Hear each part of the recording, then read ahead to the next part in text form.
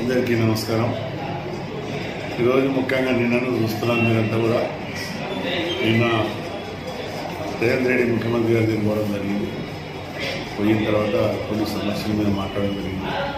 Constituency development కూడా మాట్లాడడం జరిగింది. జరిగిన తర్వాత ఆయన కొన్ని సమస్యలు చెప్పిన పార్టీలకు రావాలని ఆహ్వానించిన ఆయన చదువుతాను ఒకటే చెప్పిన కార్యకర్తలతో నాయకులతో మాట్లాడి నేను ఆలోచన చేసుకొని డిసిషన్ తీసుకొని వస్తానని చెప్పినాం.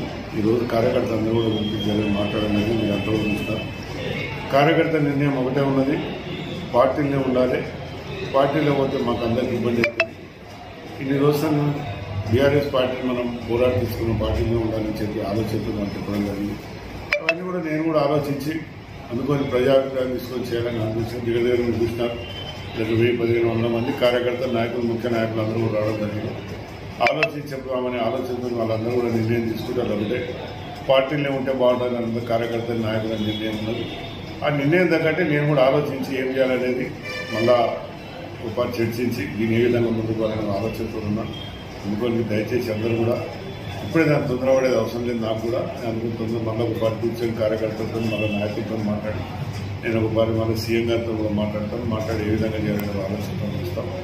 ఏదేమైనా పార్టీ బీఆర్ఎస్ పార్టీలో మంచి పేరు ఉన్నది. నేను పార్టీ ఎప్పుడు మాకు అన్యాయం చేయలేదు. పార్టీ మంచి న్యాయం చేసింది. న్యాయంతో ఉంటుంది. ఏది ఉన్నా ప్రజల మళ్ళీ ఇంకో వారి అభిప్రాయాలు తీసుకొని దాన్ని ఏ విధంగా వారు ముందుకని ఆలోచిస్తూ ఉంటాం. ఏదేమన్నా ఇలా కార్యకర్తలకు నిర్ణయానికి వచ్చినారు. అందరూ కూడా ఈ పార్టీనే ఉంటే బాగుంటుంది, మనం పోరాటం తెచ్చుకున్న